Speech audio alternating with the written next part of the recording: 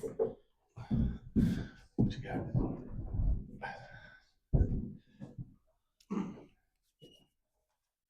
Hey Doug, how are you, sir? Great. How about Hey, yourself? can I play some point guard tonight?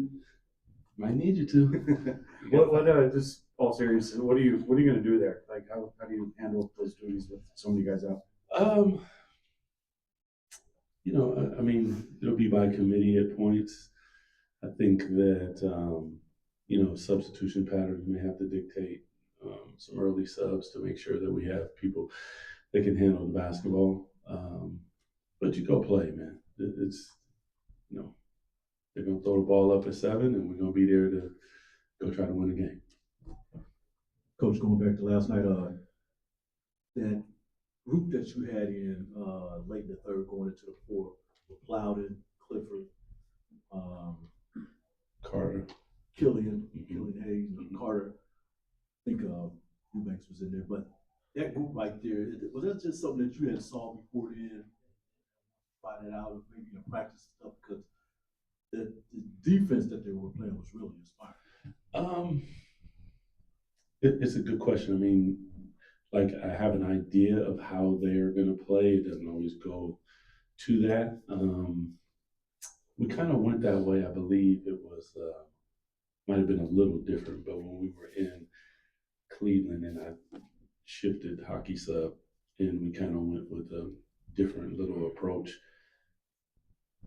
We want them to play a physical brand of basketball. We want them to be grab, hold, and control, to touch people, to play with, a level of physicality that, deters the opponent from wanting to come in the paint, apprehensive about doing certain things. It doesn't always go that way. But to their credit last night, that's exactly what they did and got us back in the ball game and ultimately won Doug, do you have any update on how long any of Malik, Devin, it. Russ will be out, or is it just kind of who knows? Yeah, no, it's we got an incredible staff upstairs that they work day and night, literally, um, literally. So, it can be questionable, it can be probable, all these different things that I see in the report.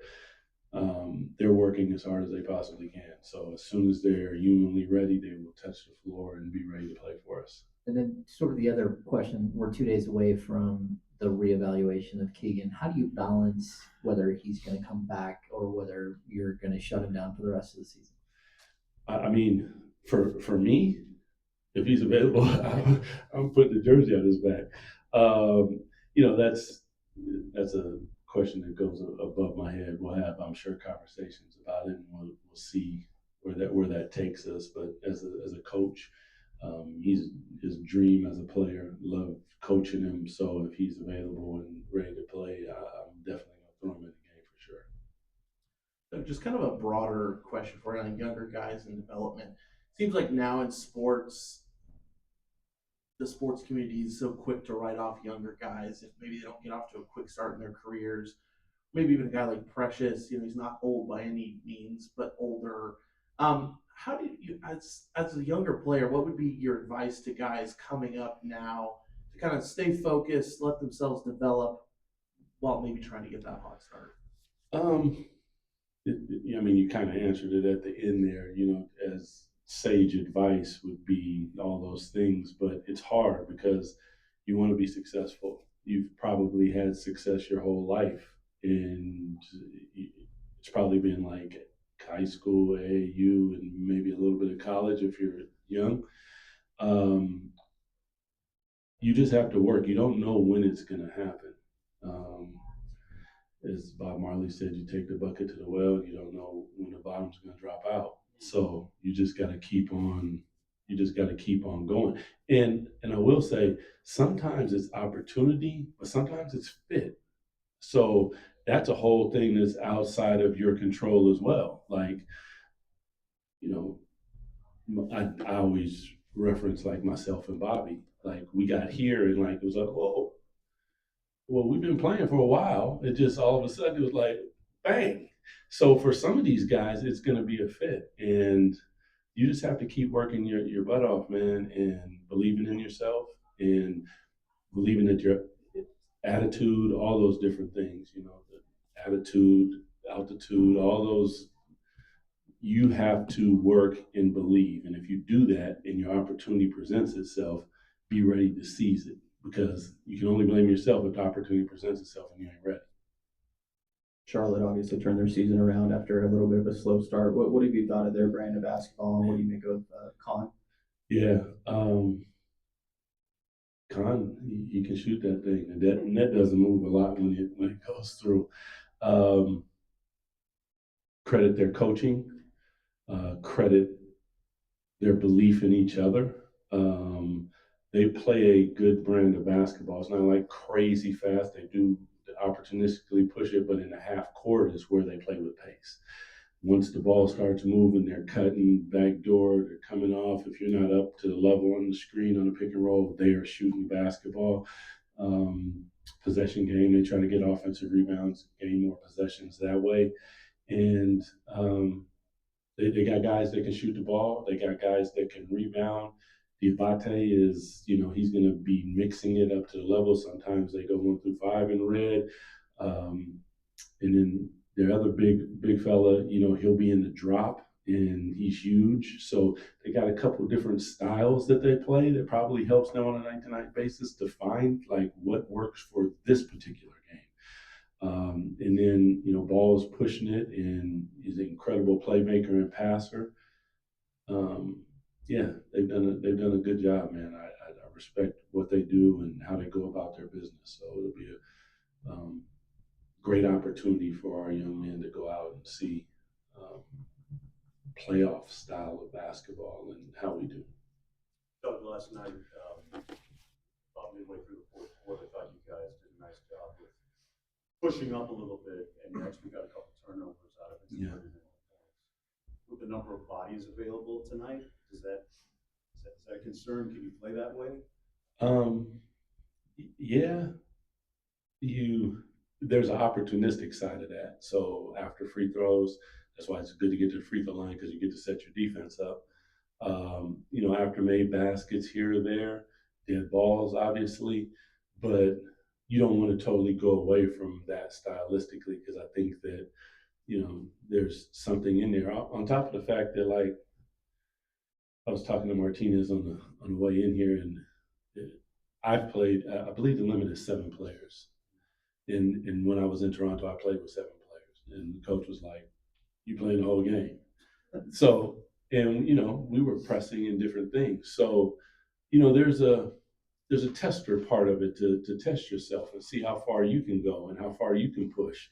And even last night, I told Devin and I told Killian and the young guys, like, I got some timeout. So if that's what we need to do to, regain our mindset and get a little rest, we use our timeouts to do that. So, I still want them to play that way, understanding that limited numbers, but do get after it. Doug, speaking to some of Neek's coaches at Colorado State, they talked about the versatility and how he impacts the game in so many different ways and how valuable that is as a coaching staff at the NBA level with you. How valuable is it to have even a rookie that can impact, whether it's on the defensive end, offensive end, assists, rebounds, steals? Just he seems to fill up the stat sheet. You picking up the phone and calling people? Okay, all right. Yeah, I feel you. It's huge. I think that with our front office with Scott and everybody, I think that was part of the, identifying someone who can do multiple things. And, he rebounded really well in college, had the ability to score the ball. In Summer League, we saw the playmaking ability, also the defensive ability. And I think even back then when I was asked, it was like, when you do all of those things, you put pressure on the coach to keep you on the floor because you can affect the game. Bless you. You can affect the game in some way. And that's what he does. Like, he missed a couple early and then he found himself late. And that comes because he doesn't only score, so you have to take him off because he's not playing defense. So he's playing defense and then he's rebounding, and now you still feel him on the floor, similar to Plowden the other night. It was a few games ago. Like he didn't make any shots, and he was like, and I was like, "Yo, man, you played good. Like you're not always going to make shots, but that doesn't say whether you played well or not. You didn't shoot well, but you played well, and Nick affects the game in a lot of different ways. So, I'm sure that we'll see that tonight. There'll be a lot of ways for him to touch the game and the stat sheet. Doug, back to Charlotte real quick. I think last year 19 wins, first year coach, went through their struggles and then have kind of taken off now. Is that, if not a blueprint, is that at least something you can kind of look to as you kind of search for that light at the end of the tunnel as an organization?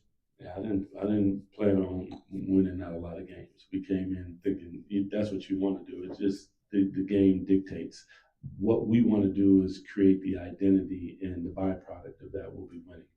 That is what we're here to do. So I think there's, you see what Phoenix has done. Obviously, you see these guys, and that's great. There's a lot of teams and coaches and players that are doing some really good stuff. But we're going to focus on building every day, making sure that these young players continue to just take a step forward. Sometimes it's mentally, sometimes it's physically, sometimes it's skill set. But each day, let's just inch forward. And by the end of that, we've collectively gained, and we continue to do that, and talent and all these different things. But most importantly is that when we put the jersey on, we go out there and we play with our heart. And if we do that, we look in the mirror and we're good, and the byproduct could be where we want to be. Did you guys win that game in Toronto? 7 players? I would doubt that we did.